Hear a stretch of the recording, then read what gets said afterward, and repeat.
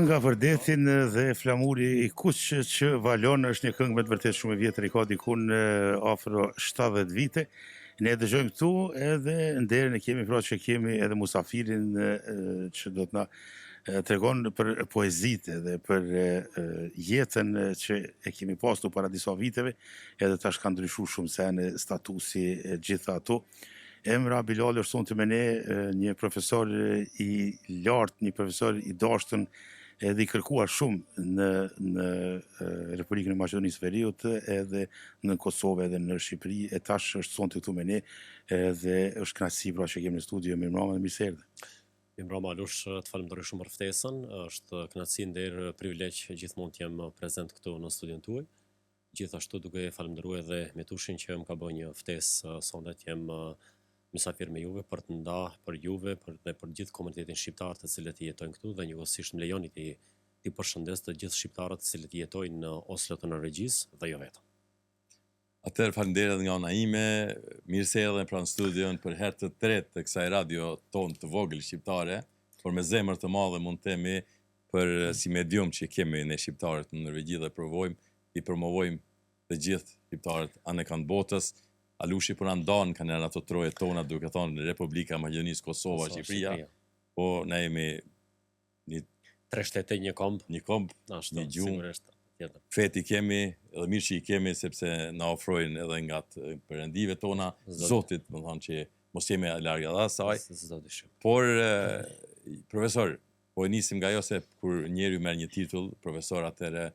është mirë që gjithmonë, sepse dhe shkruhet profesor pastaj emri. Jo që i bie vlera emra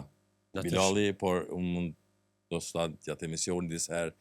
do të referohem me profesor. Kështu që, profesor,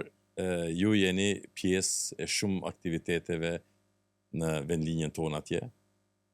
përkatësisht në Kumanovën, vendlinjën time, po edhe tëndën, Alushi e ka vizitu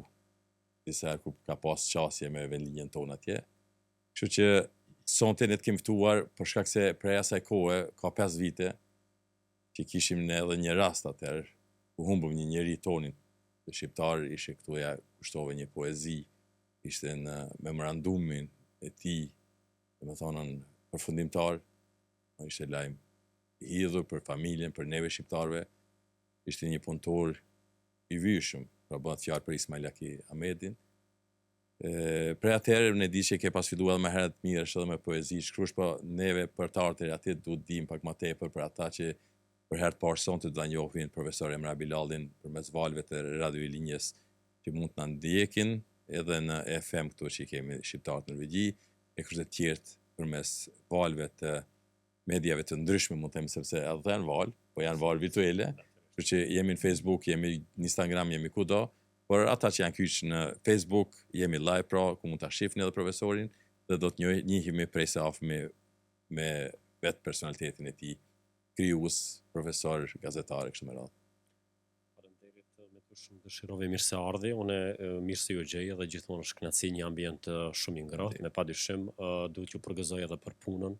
edhe për aftësitë gazetareske bashkë juve edhe Alushi që në vazhdimsi pra mundoheni të sjellni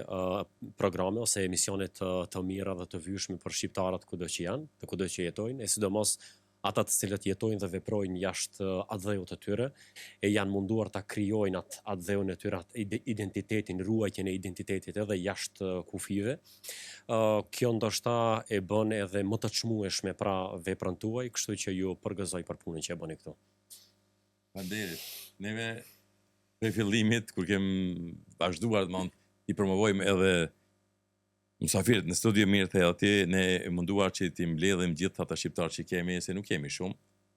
Në këtë studion e vogël ti promovojmë, promotojmë, të shohim vlera nga ata, dhe të shpërndajmë gjithandej, t'ju tregojmë se shqiptarët, ndoshta jo me dëshirën e tyre, janë larguar nga trojet e tyre shqiforse, por ja që vazhdojnë traditën, ta mbrojnë, ta duan, dhe ta zhvillojnë duke punuar dhe mirë arsimuar në këtë shtet ku jemi ne. Pa unë bërku atër, profesor,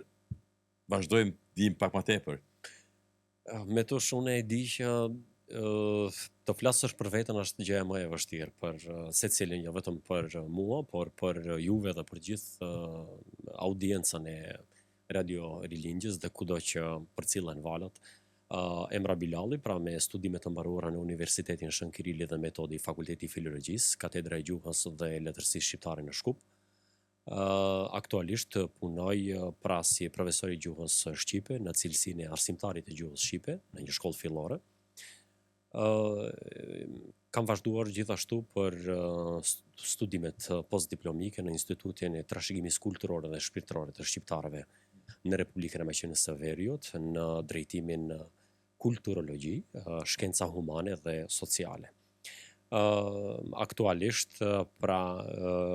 ushtroj edhe detyrën e sekretarit në klubin e shkrimtarëve Jehona e Karadokut në qytetin e Kumanovës,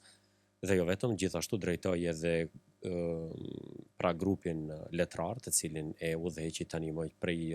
vitit 2018, e kam cekur edhe në biografin time. Dhe së fundmi krejtësisht jam futur në një rrugën e shkrimit që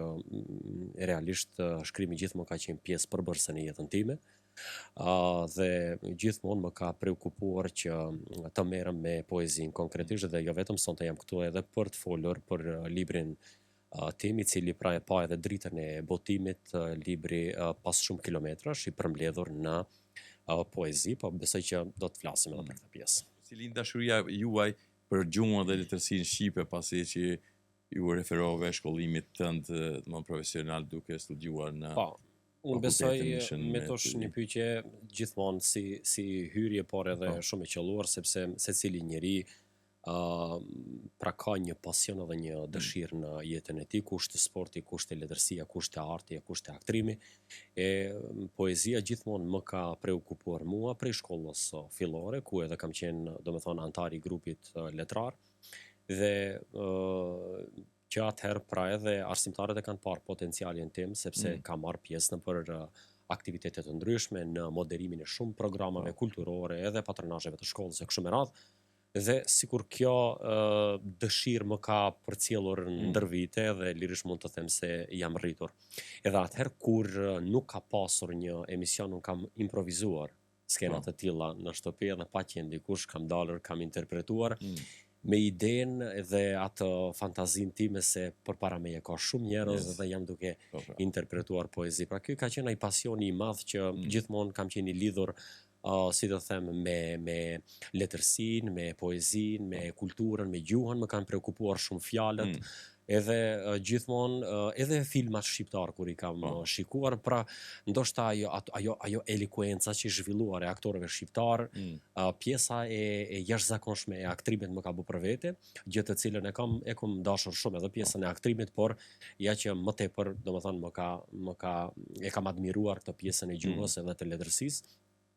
Dhe jo vetëm, natyrisht edhe për të shkruar her pas here si fëmijë, por ato kanë ngelur vetëm si shkrime të fëmirisë, ndërsa pastaj me kalimin e kohës edhe ja erdhëm deri tek libri i parë me përmbledhje poezish. Po.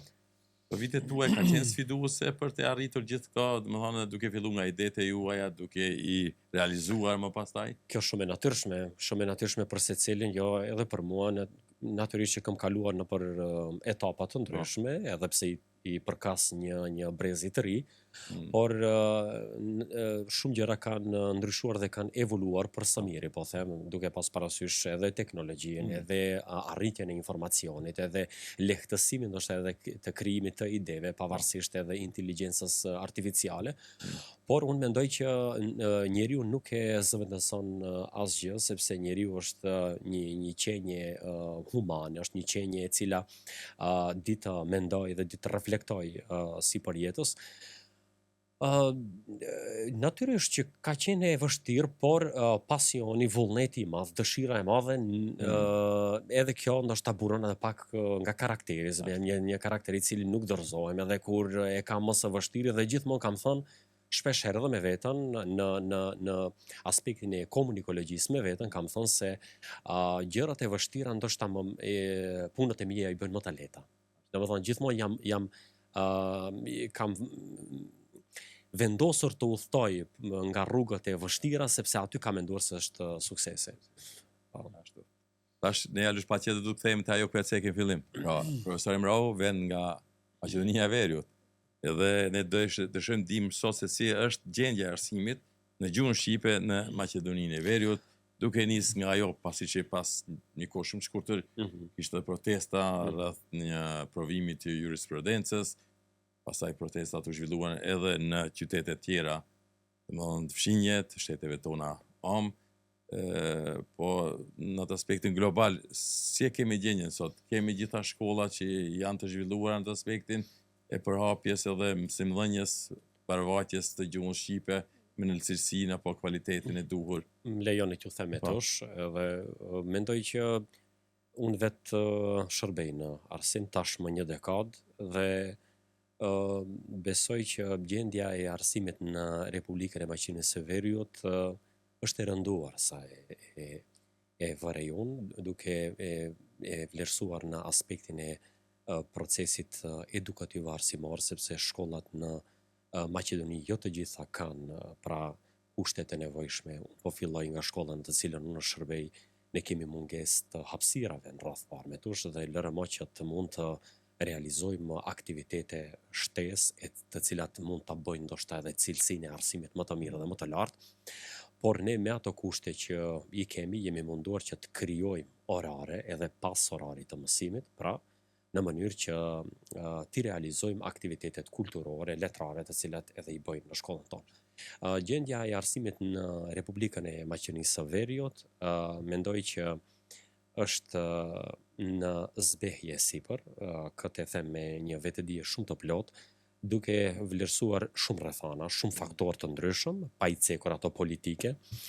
Unë do të fokusohem vetëm në atë aspektin edukativ, në aspektin arsimor dhe atë pra për të cilin edhe jam i thirrur për të folur. Megjithatë, mendoj që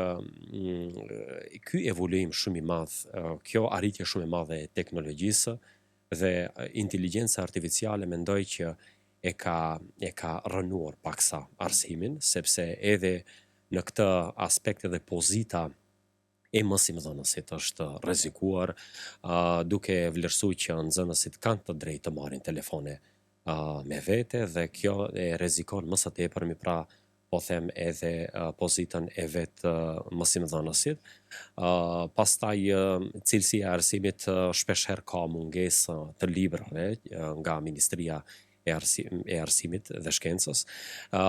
Shpeshherë nuk janë në kohë aty dhe mungesa, ndoshta unë nuk po them që duhet të qëndroj pak optimist në këtë aspekt, sepse ne me teknologji jemi të pajisur me të gjitha ato tabelat e mençura ose smart table, por nuk është e mjaftueshme me tush vetëm t'i sjellim ato edhe të mos mirëmbahen nga ministria, sepse unë mendoj që të gjitha ato ajo teknologji në radh të parë të gjithë mësimdhënësit duhet të edukohen për përdorimin e tyre në radh të parë, pastaj duhet të jetë një internet shumë i fuqishëm, rrjet shumë i fuqishëm për të mirëmbajtur ato, dhe nëse ne dëshirojmë të bëjmë një revolucion të themi modern, bashkëkohor, atëherë ne duhet të sjellim edhe konceptologji për mbajtjen e këtyre e këtij aspekti mësimor, patjetër. Dhe mendoj që për të arritur një cilësi shumë të lartë në aspektin edukativ arsimor, ne duhet të rregullojmë këta gjëra edhe pastaj për të kaluar deri në instanca pak më të larta. Megjithatë, edhe pjesa e nxënësve, sepse ata po jetojnë me teknologjinë, janë duke jetuar me inteligjencën artificiale dhe shpesh herë ndoshta ata janë më të informuar se vetë mësimdhënësit dhe shpesh herë ndoshta na ndodh kur edhe mësimdhënësit ja angazhojnë ata që mund të dalin në tabelë dhe ta rregullojnë nëse në kompjuter e kështu me radhë, sepse kemi edhe mosha të ndryshme, për shembull kemi moshën e tretë e cila ndoshta nuk është si të them, nuk është në koherencë me teknologjinë e cila po zhvillohet sot. Por megjithatë, gjithë secili e ka përgjegjësinë e vet për mbajtjen e orës dhe e ka përgjegjësinë e vet për organizimin e jetës në shkollë. Sa i përket numrit të nxënësve, pasi që keni qenë edhe pjesë e një mediumi gjatë shikuar në Republikën e Maqedonisë së Veriut, është cek disa herë në emisionet të ndryshme apo edhe në lajme qendrore të tyre se dita ditës bie numri i nxënësve nëpër shkollat paraprake ku mësohet gjuha shqipe. Si qëndron shkolla juaj për shembull me nxënës? Kjo si pasojë e shpopullimit, domethënë të popullatës në Republikën e Maqedonisë së Veriut, edhe pse mendoj që jo vetëm te ne, por edhe në shtetet fqinj e ndodhe njëjta, një shpërngulje e shqiptarëve gjithandej pra në vende të ndryshme e sidomos në Gjermani dhe gjithandej kjo e ka rrezikuar domethënë edhe zbrazjen e shkollave të nxënësve nëpër klasa, sepse më herët ne e dim që ka pas diku nga 45 nxënës, pastaj nga 30 nxënës, e tash mund t'i gjejmë ndoshta ka 13 nxënës me një klasë dhe dukshëm ka rënë numri shumë pra në vend që nga këtu gjej edhe rastin, domethënë të bëj një thirrje në radhë të parë ndërgjegjes së tyre dhe pastaj aspektit profesional që të mund të bëjnë çmos e t'i mbajnë pra qytetarët në vendin e tyre për ta realizuar pra jetën e tyre, shkollimin edhe sepse unë mendoj që guri peshon më shumë në vendin e vet, edhe ju vet jetoni këtu, edhe nuk do mend sepse janë sfidat e mëdha për juve si prind, për juve si qytetar, për juve si komunitet të cilët jetoni këtu, sepse asgjë s'ka qenë e vështirë edhe për juve, keni filluar nga zero për t'i arritur të gjitha ato, por me padyshim që keni ardhur për një ideal, keni ardhur me siguri për një jetë më të mirë, për që siguruar edhe fëmijëve gjë të cilën do ta dojmë edhe ne atje ta bëjmë, por ta bëjmë me kushte të cilët i meritojmë edhe ne si qytetarë. Atëherë ne vazhdojmë me pjesën e dytë, kemi edhe disa pyetje shumë interesante, sepse Emra përveç se që është profesore dhe ka qenë aktiviste, është aktiviste, ai ka pas edhe një program të vetin në një televizion atje, edhe na tregon pak më shumë. Po, Alosh, do me thonë, unë jam përfshirë edhe në botën mediatike, kam shërbyer 2 vite si gazetar në televizionin kombëtar Al Satma në Maqedoni, ku kam udhëhequr në sferën e kulturës, kryesisht me disa rubrika fillimisht, kam filluar veprimtarinë time mediatike, me këndin e librit, emisionet pra të cilët i kam realizuar janë këndi i librit, të cilën kam pas të ftuar poet, shkrimtar, njerëz të arritur në sferën e letërsisë dhe të kulturës. Pastaj një emision shumë të veçantë i kam kushtuar edhe fëmijëve, sepse mendoj që kjo pjesa pak sigur emisionet janë të pakta dhe televizionet shumë pak i kanë kushtuar një rëndësi kësaj fushë ose këtij drejtimi, e unë vlerësova që një pjesë e ditës t'i kushtohet edhe fëmijëve dhe prandaj edhe emisionin e pata titulluar Talentet e rinj, që në emision kanë ftuar pra të gjithë nxënësit ose të gjithë fëmijët të cilët kanë pas një arritje në jetën e tyre, kanë marrë një medalje, kanë marrë një çmim komunal, regional, republikan edhe çfarëdo qoftë tjetër ai, për t'i promovuar dhe për t'i frymëzuar njëkohësisht. Gjithashtu pra kam mbuluar edhe terenin, ngjarjet kulturore të cilat kanë ndodhur në qytete të ndryshme, pra jo vetëm në qytetin e Kumanovës, në Shkupe, duke filluar pra prej Kumanovës, Shkupit, Gostivarit, Tetovës, Ohrit, Strugës e gjithandej, pra me festivale të ndryshme të cilat janë realizuar promovime të librave dhe gjithçka që ka qenë pjesë e kulturës në Maqedoni për 2 vite jam munduar që të përmbledhi këtë emision. Veç mas një rubrik të cilën e kemi realizuar pjesës së artistëve i kam kushtuar, pra për ta njohur një personalitet në fushën e artit, e kryesisht të dramës, e të aktrimit dhe jo vetëm, ndoshta edhe këngëtar, edhe profesione të ndryshme të tilla. Gjë e cila edhe kjo pjesë sikur mungon, sepse arti në vendet të cilët jetojmë ne nuk e kanë atë sikur atë vendin e merituar, sepse aktorët dhe arti meriton shumë për të vlerësuar lart. Dhe këtë pjesë kam titulluar 40 pyetje për 40 veta. Pra, kanë qenë 40 pyetje, të cilët janë parashtruar në mënyrë spontane dhe për ta shikuar se si sfidohet ndoshta edhe një artist kur i parashtrojmë pyetje ndoshta edhe nga gjuha shqipe, edhe nga matematika, edhe nga fizika, e kështu me radhë, por aty ka pas edhe pyetje filozofike të cilat i kam menduar në pyetësorin tim. Gjithashtu edhe një tjetër rubrik të cilën e kam realizuar, e atë e titullova në sezonin e dytë letërsia mes nesh. Këtu pak jam dalur më tepër pra për të sjellur personalitetet akademike, njerëz të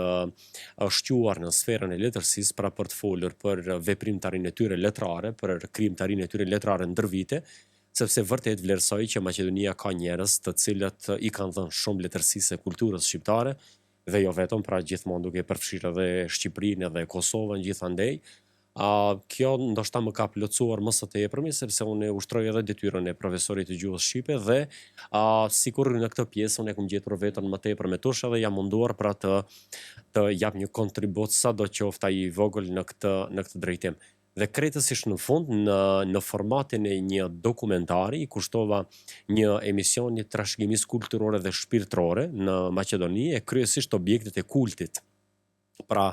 i kam ecur dhe ata e kam ndarë në 3 pjesë, pra aspektin historik, aspektin kulturor dhe atë shpirtëror, te aspekti historik jemi ndalur më tepër me njerëz kompetent të kësaj fushë për të folur për anën historike të objekteve të kultit, kur janë ndërtuar ato, cilat janë karakteristikat kryesore, çfarë i veçon ato objekte të kultit, cilit shekull i takojnë ato, kur janë punuar, nga kush janë punuar e kështu me radhë, pra anës kulturore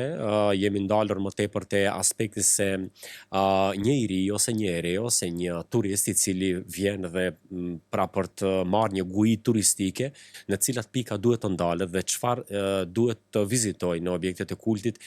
si pjesë kulturore e objekteve të kultit. Dhe aspektin shpirtëror e kemi trajtuar nga një temë për të dhënë një mesazh edhe në aspektin shpirtëror. Pra këta kryesisht kanë qenë këta tema të cilat i kam trajtuar më së shumti, po mendoj këto emisione, këto programe të cilat i kam ofruar po publikun shqiptar dhe jo vetëm pra edhe ata të cilat na kanë ndjekur, sepse disa emisione ka të cilat janë përkthyer edhe në gjuhën maqedone dhe në gjuhën angleze. Dhe këtë e kam përmbledhur gjithashtu edhe në emisionin 200 me gazetarin e famshëm në Republikën e Maqedonisë së Veriut, i cili pra e ka mbajtur gjallë edhe televizionin ndër vite, është gazetari i cili vërtet po e them me një modesti shumë të madhe, sepse Maqedonia nuk është se ndonjëherë është shquar për ndonjë gazetar aq të madh siç është Nazim Rashidi, i cili i ka dhënë shumë gazetarisë, i ka dhënë shumë kulturës shqiptare, dhe mendoj që ai më dha një mundësi shumë të madhe edhe për ta ushtruar detyrën e gazetarit në Maqedoni, por edhe mirë organizimit të aspektit gazetaresk në vendin të cilin kam punuar. Shumë faleminderit shumë edhe për këtë shpjegim, por edhe për ne që ndoshta nuk jemi shumë të njohur për gjithë ato punë, atë rrugtimin tënd mediatik, domosdoshmë si gazetar, duke shkëmbyer edhe në realitet mirë informuar gjithë ata që i ka pasur shikues televizioni kombëtar për Allsat në Republikën e Maqedonisë së Veriut. Po tani si gazetar, si kolegi yni, me gjithë atë eksplorimin tuaj në Maqedoninë, edhe në shqiptari mund të themi gjithandej, mendon se ndryshimet që kanë ardhur në gazetari, pra me zhvillimin e rrjeteve sociale mund ta dëmtojnë publikun e gjerë, më thonë shikuesin, dëgjuesin, domethënë e një programi të tillë sikur që keni pasur, sepse ne biseduam më herët kur ishim në pjesën tjetër të hapësirave tona, Emrau ishte në emisionin e tij me një, mund të themi në atë sferën akademike, me një njerëz shumë të ngritur, parashtron pyetje domethënë filozofike, e ata kapin me 2-3 sekvenca shkurta, i shpërndajnë në TikTok e Instagram. Dhe më thonë edhe atëherë vëmendja i ndoshta më tepër të ato shkëputjet e vogla prej disa sekondave se sa të përcillet gjithë emisioni. Me tush e ka marrë vëmendje, një pyetje shumë me vend, e rrjetet sociale tashmë e kanë marrë vëmendjen edhe të gazetarit profesional, por edhe të gazetarisë profesionale në përgjithësi, sado që janë njerëz kompetent të cilët janë të thirrur pra për të qenë pjesë e medias në vërtetësi, por rrjetet sociale e kanë dëmtuar mjaftueshmërisht, mendoj, gazetarin dhe gazetarin dhe përcjelljen e informacionit deri tek publiku, sepse janë shkëputje ose fragmente ose sekuenca të cilat shpërndahen gjithandej edhe ndoshta ndonjëherë edhe marrin konotacion krejtësisht ndryshe. Vlerësoj që sa është e mirë dhe dobishme teknologjia e cila ka arritur në një pjedestal shumë të lartë dhe në një përsosshmëri, po them në këtë formë, i ka dhënë mundësinë edhe një njeriu shumë të rëndomt, edhe një njeriu i cili nuk ka informacione gazetarëske dhe nuk e ka ide se çfarë janë mediat, për ta krijuar në improvizim, të them, detyrën e gazetarit të gazetarisë, sepse ne sot e dim që vetëm në një lidhje të drejtë për së drejtë me telefon dikush mund të quajë veten gazetar ose të krijojë një shtëpi mediatike, po them gjithmonë në thojza. Kjo e ka zbehur sadopak edhe ndoshta edhe lajmet e rreme ose fake news, por ky është, unë kisha thënë, është realiteti botror që po ndodh aktualisht, sepse gazetaria në vetvete është një sfidë e madhe, sepse është një profesion kërkimor, është një profesion i cili duhet ta sjellë informacionin e saktë dhe të duhur për publikun, sepse një shtëpi mediatike nuk jep vetëm informacionin ose nuk përcjell vetëm lajmet, por ajo duhet të jetë lidhur ngushtë me jetën e qytetarit, me sigurinë e qytetarit në radhë të parë, e si në fokus ato që ka për detyrë dhe për obligim gazetaria dhe gazetari ose një shtëpi mediatike është përcjellja e informacionit të sigurt deri tek opinioni i popullit dhe qytetarët në përgjithësi. Pra, atëherë, profesor Emran, nëse kthehemi tek ajo, për shembull, prapë mediat, mendimi juaj cili do të ishte për përgjegjësinë që kanë tani me dhe mediat për ruajtjen edhe të gjuhës, edhe të kulturës tonë kombëtare, për shqiptare, po ashtu e cek edhe për emisionet e juaja që i keni pasën për fëmijë dhe që mungojnë në total në shtetin tonë atje, po ashtu emisionet për trashëgimi kulturore dhe shpirtërore të cilat ju realizuat me shumë mund, sepse është dash lëviz prej një vendi vend tjetër. Mendon se kemi mungesë dhe nuk i jepet hapësirë atë shumë televizioneve tjera, parsisht që nuk kemi shumë televizion shtetëror, por kemi ashtu private, edhe ato nuk po i fusin tash në numër, hiç ata që paraqiten përmes një celulari apo një laptopi që kanë siguruar dhe bojnë media dhe krijojnë një rrjet të tyre edhe me desinformata, edhe me shpifja, apo edhe mund të themi shpërndarje të urrëties, pa marrë parasysh në baza çfarë do të jenë ata. Me tush, Maqedonia ka mjaftueshëm gazetar shumë profesionist, por një shtëpi mediatike edhe në aspektin financiar duhet mbështetur ato gazetar dhe ruajtur si vlerë shtuare e shoqërisë, sepse një gazetar i mirëfillt, një gazetar kërkimor, një gazetar shumë punëtor, edhe duhet mbështetur edhe financiarisht, dhe kjo pjesë, ne te kjo pjesë kemi çaluar, qoftë në aspektin shtetëror, qoftë në aspektin e ministrisë e cila i mbulon pra harxhimet ose po them kushtimisht ajo qeveri e cila drejton pushtetin, duhet të ketë parasysh mediat për t'i mbështetur fuqishëm. Dhe kur jemi tek dëmtimi i gazetarisë, është e vërtetë sepse ruajtja e gjuhës, e një gjuhe të mirëfillt shqipe në gazetari në përgjithësi, sikur është përshkallëzuar dhe ka marrë krejtësisht një fjalor ndryshe dhe në përcjelljen e informacionit në gjuhën shqipe. Ne me tush kemi një gjuhë shumë të pastër, të çiltër, të lirë, ashtu siç thot Naimi në librat e tij, dhe jo vetëm, të gjithë rilindasit e kanë gdhendur dhe e kanë ruajtur gjuhën shqipe përmes veprimtarisë së tyre letrare, përmes shkrimeve, përmes poezive dhe përmes gjithë atyre veprave letrare të cilët i kanë sjellur. Por edhe në veçanti gjuha shqipe është e bukur, edhe për nga tingulli, edhe për nga fjala, edhe për nga vjetërsia e fjalës. Kështu që unë mendoj se secili prej nesh ka për obligim në radhë parë pastaj moral për ta ruajtur gjuhën shqipe dhe për ta folur atë në një mënyrë të duhur, pra sidomos kur jemi në mediume, sidomos kur jemi në përditshmëri me shikuesin, me audiencën, me publikun, atë duhet kemi një kujdes të jashtëzakonshëm, cilat fjalë i përdorim, jo në vend të fjalëve shqipe të përdorim fjalët e gjuhëve për shembull të gjuhës angleze, të gjuhës frenge, të gjuhëve të ndryshme, dhe në këtë kur them të gjuhëve të ndryshme nuk jam kundër gjuhëve evropiane, por ne duhet të ruajtur atë të cilin na e kanë përcjellur si identitet kombëtar shqiptar Dhe kjo mendoj se neve na përbën edhe si popull. Pastaj është edhe gjuha e urrëqjes dhe ofendimit në për televizione, ku gazetarët shpesh herë dhe marrin sekuenca qoftë në parlamente, qoftë në për vende të ndryshme dhe dalin në publik duke pas parasysh se ne kemi grup mosha të cilët e përcjellin televizorin ose edhe rrjetet sociale, por i kemi edhe fëmijë të cilët nuk duhet të dëgjojnë fjalë të tilla, sepse edhe marrëdhënien ndërnjerëzore i shohim aty, edhe aspektin se si e trajtojmë njëri tjetrin. Për këtë arsye mendoj që në këtë pjesë sikur kemi çaluar pak, por me një angazhim më të madh, mendoj që në radh par duhet të kemi një edukim cilësor në aspektin gazetaresk, pastaj një lexim i përditshëm, i jashtëzakonshëm, dhe leximi duhet të jetë pjesë përbërëse në jetën tonë, sepse gazetaria është një profesion i cili kërkon çdo ditë pra njeriu të nxjerrë atë më të bukurën nga vetja. Lëshellëm atëherë tek ajo, si mund të themi, qershia mbitor. Për të bërë një punë të madhe, do të thonë një punë të mirë, duhet vlerësohet, duhet dalë diçka, po bjellëm grur, duhet ta korrim grurin, pastaj edhe kemi rezultate nga ajo. Kështu që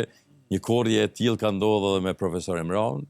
I zbatum disa tema këtu, i zbërthym në realitet, disa kode që ndoshta ne nuk i dim bashkë mirë këtu, pasi që jemi jashtë vendlinjës, nuk dim se si funksionojnë gjitha gjërat atje.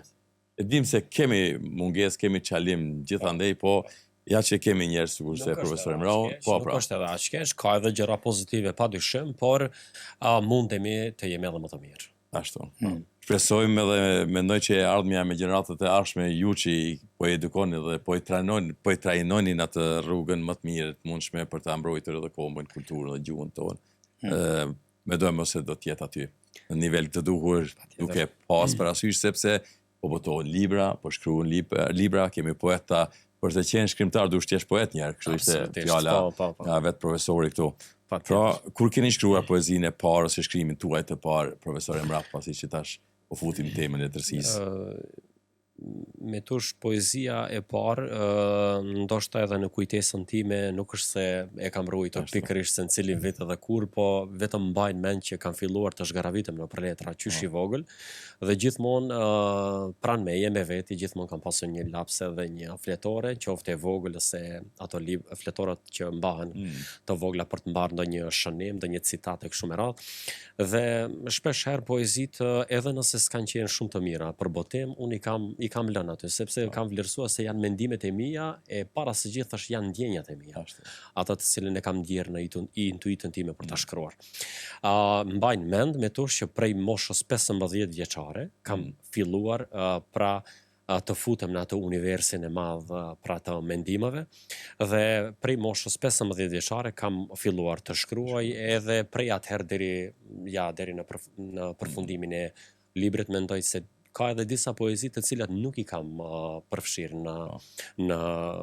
libër, sepse kanë qenë krejtësisht poezi të para edhe kanë vlerësuar që nuk duhet të jenë në libër, sepse poezia është arti fjalës, është sublimimi i shpirtit njerëzor, është fjalë lire e shkrimtarit të njeriut, është ana më sipërane e mendjes, e shpirtit dhe e zemrës, dhe ka momentje në jetën tonë, ka ngritje, ulje, ka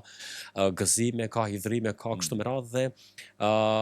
ka ku i kam shkruar edhe fenomeneve të ndryshme, kështu që atë e kam ndarë edhe në 6 cikle, pra po bëhet fjalë për librin e fundit edhe i cili e pa dritën e botimit, që në këtë rast gjej mundësinë pra në televizionin në tuaj, pra të falenderoj edhe Ministrinë e Kulturës në Republikën e Maqedonisë së Veriut, e cila e ka bërë edhe mbështetjen financiare të librit, dhe padyshim edhe ata të cilët pra kanë dhënë kontributin e tyre qoftë në si recenzenti i librit, redaktore kështu me radhë, por që do të flasim në vazhdim. Po, tash në përgjithësi nëse pyesim se çka i frymëzon një poet për të shkruar poezi apo shkrime të tilla, mund tash ta anashkalojmë shumicën. Absolut. Të përcaktohemi tek profesor Emrau këtu. Është pak të unë është e çuditshme me tush, sepse fatkeqësisht Kumanova nuk ka një liqen ose një deti, por mua më frymëzon shumë deti. Janë valët e deti, është qetësia e detit, shpeshherë, por edhe si frymëzim që më vjen gjithmonë nga intuita ime, unë jam shumë indikuar nga fjala. Kur njeriu e flet, kur njeriu e thot, Po, patjetër, kur njeriu e thot, kur njeriu e flet, kur ne bëjmë një lamtomir, kur ne bëjmë një mirëseardhje, mënyra se si e trajtojmë njëri tjetrin, është ajo butësia, ajo ngrohtësia shpirtërore gjithmonë që mua më ka bë të jem prezent rreth parë shpirtërisht përpara se të jem fizikisht. Dhe ndoshta gjithmonë po them janë këto dy momente kur mua më frymëzojnë më së tepër. Është fjala e thënë edhe është gjithmonë nëse e kërkoni në aspektin simbolik është gjithmonë deti i cili më mbush me energji dhe me frymëzim. Dhe padyshim ka shumë edhe fenomene të ndryshme natyrore, të cilat edhe dukuri të ndryshme atmosferike, pra të cilat është ndoshta një rrezë dielli, është një hije e rënd dikun ose ka edhe momente të tjera të cilat më frymëzojnë në jetën time. Alush ne dimi se sapo ka dalë edhe botimi libri pra juaj më i ri pas shumë kilometrave, kishte edhe promovimin rastësisht edhe në realitet me ftesë nga vetë profesori edhe vetë votuesi, shkrimtari i librit. Profesor Emraj ishim prezent aty edhe ishte kanësit. Po, patjetër. Njihim edhe me shumë kolegë tuaj të arsimit, po ashtu edhe klubin tuaj që jeni pjesë edhe me një rol kogja të rëndësishëm aty tek Jehona e Karadakut, pra ku edhe me vetë kretarin, pra profesor Dr. Sunajin, Sunaj Raimin, biseduam së do pak shkëmbijem disa mendime ndoshta në aspektin e lidhës me lidhën tonë shkrimtare këtu që e kemi në Oslo. Por të kthehemi tek libri tani, pasi që tash ka pa dritën, ka dalë, a shpërndar, ju ka rënë duar shumë lexuesve, do ta kemi edhe ne Alush, kështu që Emraj me gjithë dëshirën që kemi edhe ne është mirë ta ngritni ta shohim para kamerës, ta dinë se sepse ka një historim shumë të bukur. Në realitet nuk i ke lumin e liqen, për e ki dritarën. Absolutisht. Sepse kilometra do të vazhdojnë, nuk ka ndalje. S'ka diskutim, nuk ka diskutim. Po, mendoj që ju e bët një përshkrim shumë të mirë për librin në përgjithësi, po me tush libri më në fund e pa dritën e botimit dhe në këtë vete dhe ishit edhe prezent ju atje për pushime dhe mirë bë që erdhët edhe mbuluat ngjarjen biles edhe në cilësinë e gazetarit që gjej mundësinë edhe që u falenderoj juve dhe edhe Alushin që e keni suportuar dhe mbështetur këtë ngjarje kulturore. Libri pas shumë kilometrash është një libër pra i cili e kam përmbledhur në 6 kapituj ose në 6 cikle. Janë 45 poezi të përmbledhura gjithsej këtu. Secili është e rëndësishme pra të potencoj sepse secili kapitull ose secili cikël e ka një thënie autoriale timën për poezinë dhe mbi poezinë. Pra, secili cikël ka një thënie që ajo thënie e përfaqëson atë cikël të poezive. Dhe natyrisht që lidhet me konceptologjinë, me idenë edhe me mendimet e mia. Dhe pra kemi poezi me motiv filozofik, gjithë të cilën unë jam dalur më së tepër me te kjo dhe poezi më shumë ka diku mbi 20 poezi janë me motiv filozofik. Pastaj kemi me portretial, të cilët ja kam kushtuar edhe shkrimtarit dhe gjeniu të letrave shqipe, shkrimtarit Ismail Kadare. Kjo është më tani krejtësisht një histori tjetër sepse unë e kam shpjeguar edhe në libër, shikuesit besoj që edhe ata cilët po na përcjellin në këtë momente. Pasi që keni pas mundësi ta takoni. Absolutisht, po përderisa ishte gjallë shkrimtari Ismail Kadare, unë realizova një takim në vitin 2016 në Tiranë, në një orë letrare bashkë me personalitete të ndryshme. Edhe isha në ato kohë unë isha student edhe pas asaj i tregova që kam shkruar një poezi kushtuar pra në këtë lloj që është poezi portretiale, pra një portreti të shkrimtarit Ismail Kadare, poezi të cilën e kisha titulluar Lapsi i letërsisë bashkokohore, por kishte edhe një poezi tjetër pas takimit i cili ndodhi që unë nuk e kisha titulluar me tosh, Alush, kjo ka shumë një rëndësi shumë të madhe sepse e gjithë filozofia e emërtimit të librit pas shumë kilometrash vjen bashk me idenë edhe të Ismail Kadares, pra e kam si trashëgimi fjalësh, këtë emërtim të librit e kam dhurat nga shkrimtari Ismail Kadare pas shumë kilometrash, sepse ishte një poezi të cilën unë se kisha titulluar më herët, edhe mora leje nga ai, thash, a mund ta titulloj librin pas shumë kilometrash, sepse kam një fletore që mbaj në shkrimet e njerëzve të arritur në jetë, dhe kur shoh që shkrimtari Ismail Kadare kishte shkruar disa fjalë shumë të çmuara për mua dhe shoh një fjali krejtësisht në fund, pas shumë kilometrash, një djalë i ri vjen nga Maqedonia për të takuar një shkrimtar. Pra, kjo ishte shumë interesante. Dhe ajo fjali, pa përderisa më pyetët se çfarë ju frymëzon juve, është fjala me tush ajo që mua më frymëzoi,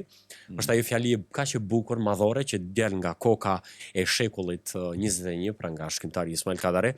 dhe kjo mendoj që është dhurata më e madhe në jetën time që është më dhuruar ndonjëherë, një trashëgimi i fjalësh nga shkrimtari Ismail Kadare, i cili e kemi pasur edhe si ambasador të kulturës në shqiptar, përfaqësimi ambasador pra i kulturës në botë shqiptare, dhe kjo më ka plotësuar jashtëzakonisht shumë. Dhe në këtë formë pra vendosa që edhe librit ja vendosi emrin pas shumë kilometrash. Pavarësisht të poezisë, unë ja dhurova shkrimtarit Ismail Kadare dhe më tha që kurdo që ti ndonjëherë boton ndonjë libër, atëherë është mirë që librit ja vendosësh pas shumë kilometrash. Është një emanet, është një edhe në fakt ky libër për mua përfaqëson një sentiment, një ndjenjë, një përfaqësim të një ndjenje shumë të rëndësishme, sepse unë këtu kam arritur Alosh dhe me tush kam arritur që të bëj realitet edhe fjalën e dhënë, pra një premtimi poetik që i thash Kadares, sepse unë do ta realizoj një libër të cilin edhe i kisha nisur që nga familja ndoshta ndonjëherë, dhe shpresoj të mos jetë padyshim edhe i fundit, dhe në një orë letrare biles edhe mora vendin e parë me këtë poezi, titulli i çmimit ishte Premtimi poetik. Dhe mendova me vetën, thash se s'ka si të mos jetë i realizuar në këtë formë edhe libri. Pra, aty kam përshkruar edhe atë rrugën të cilën ka ndodhur, historia e cila derisa erdhi u realizua me kështu me radhë, dhe natyrisht që këtu më lejoni të falenderoj gjithashtu edhe dy recensentët e librit, profesor doktor Ajteni Qamili, profesoresh e gjuhës shqipe në Universitetin Shën Kirilli dhe metodi i Fakultetit i Filologjisë, katedra e gjuhës dhe letërsisë shqiptare në Shkup, të cilin e falenderoj shumë sepse ka qenë një mbështetje shumë e madhe për mua. Unë kam qenë edhe student i profesoreshës, por ajo jo vetëm në aspektin profesional, por edhe në atë shpirtëror na ka mbështetur dhe vazhdoj ta kem si mentore.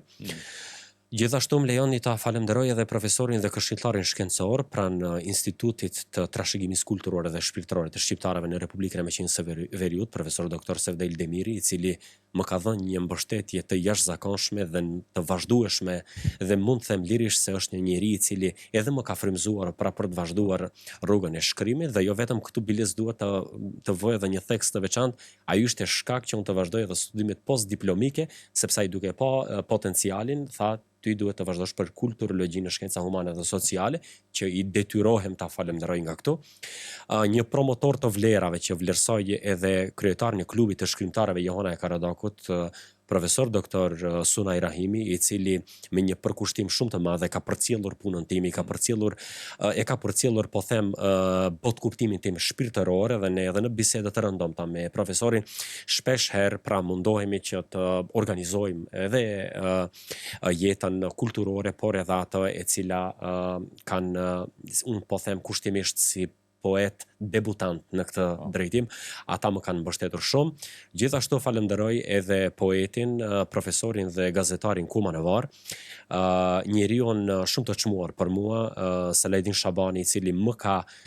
përkrahur dhe më ka mbështetur në këtë aspekt, dhe profesorin e gjuhës shqipe Burhanedin Xhemaili. Pra është një ekip, është një grup e cila në vazhdimsi e ka përcjellur punën time, sepse jo gjithmonë njeriu vetëm duhet t'i japim diçka në mënyrë materiale, por gjëja më e bukur edhe më e shenjtë edhe më e këndshme për secilin njeri, mendoj që është ajo kur ne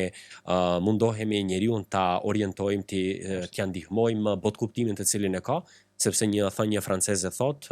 ka shumë njerëz të cilët më kanë puthur lëkurën, por kam pak njerëz të cilët më kanë puthur shpirtin. Pra, janë gjëra të cilat aspekti shpirtëror është gjithmonë krejtësisht më e veçantë në aspektin shpirtëror për mua se sa ajo materiale, dhe këtë gjë, aspektin shpirtëror e kam gjetur tek klubi i shkrimtarëve Johana e Karadakut, që me një ngrohtësi shumë të madhe më kanë pritur, dhe jo vetëm kam marrë edhe një detyrë të cilën më kanë angazhuar edhe klubi, më kanë besuar pra edhe detyrën e sekretarit të klubit të shkrimtarëve që këtë titull e mbaj prej vitit 2024 e këndej klubi bashkë me të gjithë anëtarët të cilët i ka, bëjnë aktivitetet jashtëzakonshme, orë letrare, takimet poetike të Karadokut të cilët i realizojmë, pena ime, pra gjithë secili e ka atë detyrën e vet, përgjegjësinë e vet dhe mundohemi tani ta bëjmë punën tonë në mënyrë të saktë, të duhur dhe të përpik për shqiptarët të cilët jetojnë në Maqedoni dhe jo vetëm, ka edhe një program ose një emision i cili i kushtohet, po them, mërgjimtarëve të cilët vinë në Maqedoni dhe mundohemi që t'ju bëjmë edhe atyre një orë letrare, tulen ta dëgjojnë poezinë e bukur, ta dëgjojnë fjalën shqipe edhe të jenë prezent emocionalisht aty ku janë. Është kënaqësi pra që na tregove edhe tash po dim edhe më shumë për stafin rreth librit, që ke pas mbështetje të madhe, moralisht edhe fizikisht, besa se edhe janë mundu edhe të njëjtën kohë ekonomikisht të gjitha ato. Ne po afrohemi ka të dalë edhe fundit, por nuk do ta përfundojmë emisionin para se të lexojmë pak diçka prej librit, diçka që ti e din, për shembull, se është shumë vështirë me zgjedh ato. Ajo më e mira ishte se profesori Mrau kishte edhe për krajin e familjes, ku nga nëna e tij, pasi që babin tani ka të ndjer,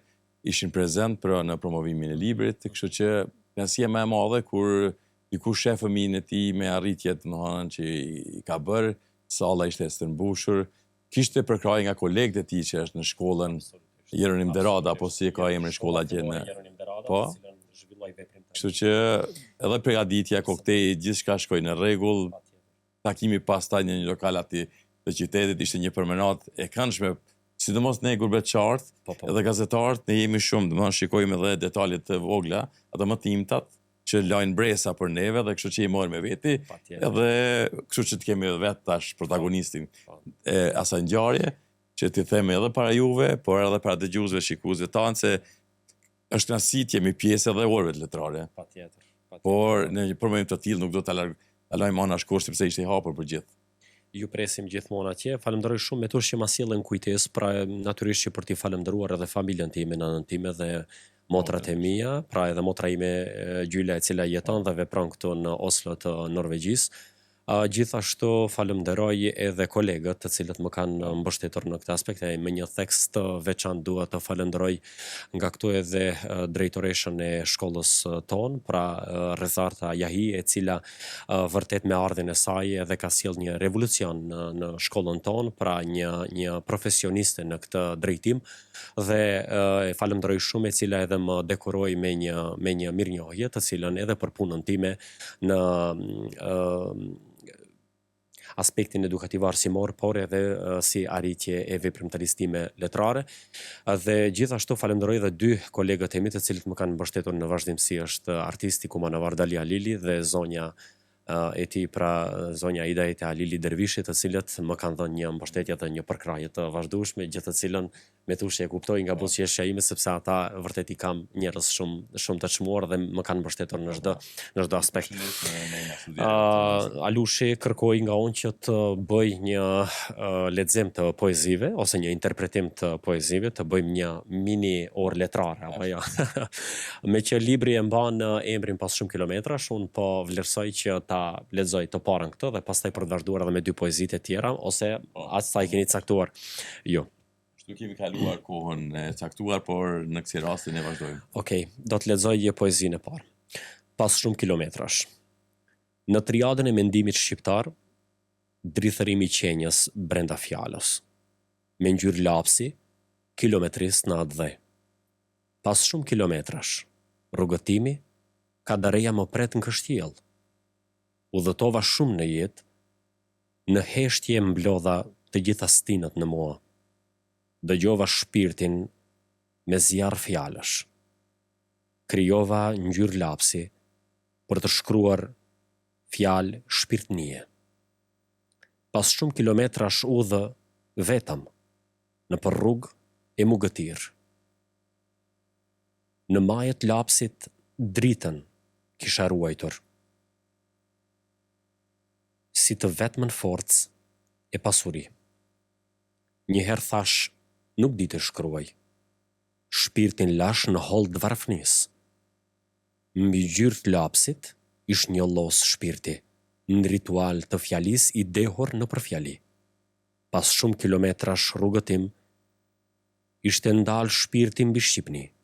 kadareja flet. Letrarisht, pas shumë kilometrash, ti më gjen, tani më udha ka një kuptim. Kjo ishte poezia e parë, të cilën pra edhe e titullova në libër, edhe libri mori këtë emër. Poezia e radhës që dua ta lexoj është me motiv filozofik, Në ethet blu. Me përpëlitje të edhshme krahësh, në rete këputën ambi ne, atje ku kaltërsit mblidhen, ti krijojnë ngjyrë oqeani shpirtëror. Me të sobza hiesh, të rëna si për lëkure, në agonie dergjun shpirtnia. Me jetu të dasht, atje do të kthehem si në esull kur rrin tek prita, veç shpirti din me dasht. Dhe po përmbylli me një poezi tjetër, po ashtu me një motiv filozofik, gjysma e asaj që nuk jemi. Këto ndoshta alushme që e kërkove nga une, është poezia të cilën e vlerësoj më së shumti me një herë pas shumë kilometrash. Gjysma e asaj që nuk jemi. Për te asaj që jemi, e të qenit më shumë se sa jemi. Është gjysma jonë, që nuk e njohim, si jemi takuar në asnjë gjysmë. Ajo është rruga e nisjes, për te asaj që ka qenë para nesh dhe do t'jetë pas nesh. Gjysma e asaj që nuk jemi është jashta kohës. Ajo që jemi brenda saj, ka vetëm gjysmën. Faleminderit, emocione edhe neve këtu në studio. Në zërin tuaj së pari radiofonik e poetik. Shumë faleminderit. Edhe këtë intervistë mendoj që do të mbetet gjallë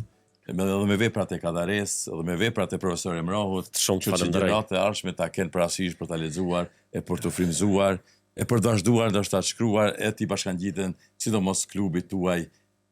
letraqe e keni pra në Kumanov. Shumë të falenderoj Biles Metushe dhe alush duhet ju them se edhe kjo intervistë për mua është edhe një frymëzim edhe një mbështetje akoma më e madhe, sepse këtë nuk e kuptoj vetëm si një intervistë, po e kuptoj edhe si një mbështetje, sepse çdo veprimtari, çdo përpjekje një njeri që bën në jetë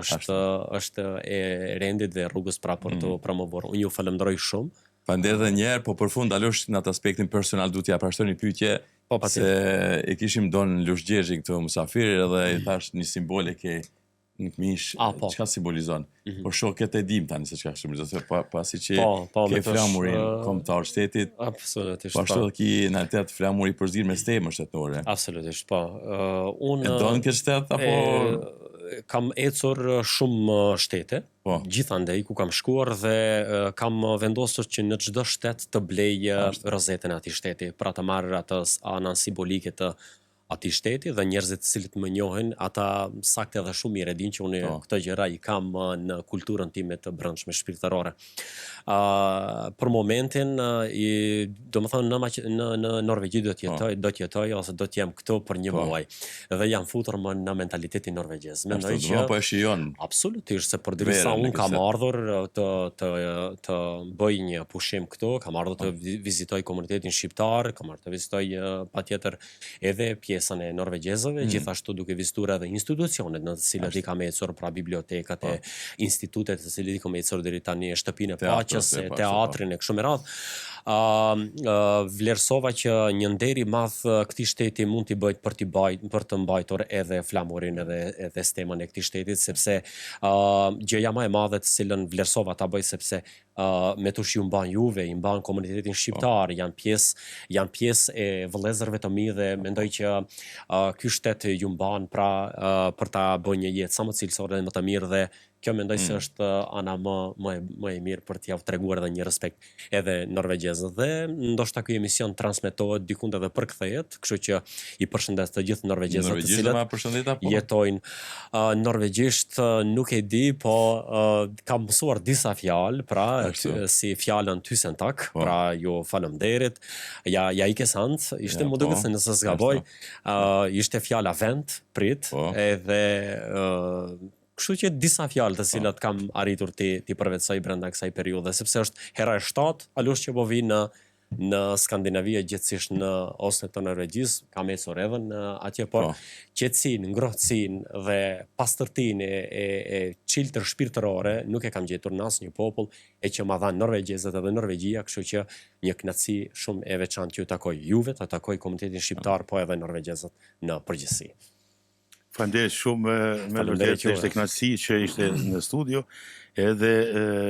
u mësuam edhe për poezi më mirë, edhe lexuam e dëgjuam, edhe për neve lexuesit, pra është që të interesohemi që ka dalë ndoshta sidomos ata që udhtojnë ose janë në pushime, mundën mi thonë dikujna që është në pushim atje, me gjetë librin pas shumë kilometrash i gjeni në plot libraria ndryshme, për me ble, që me ta pru, nëse je vet, ble, shko, ble vet, e kështu me radhë. Kjo është ajo jona që ne do ta përcjellim këtë kohën edhe emrën, edhe do të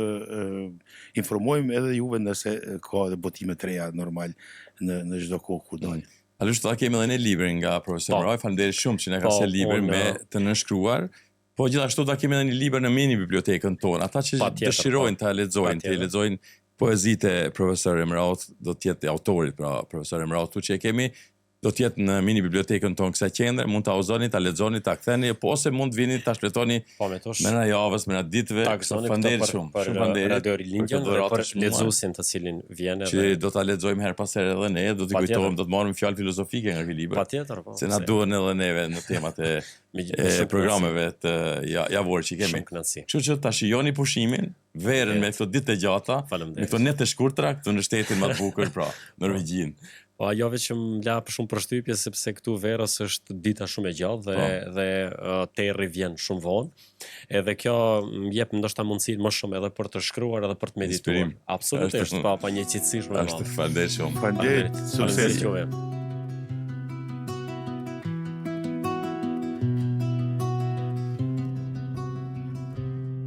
Në çdo hap,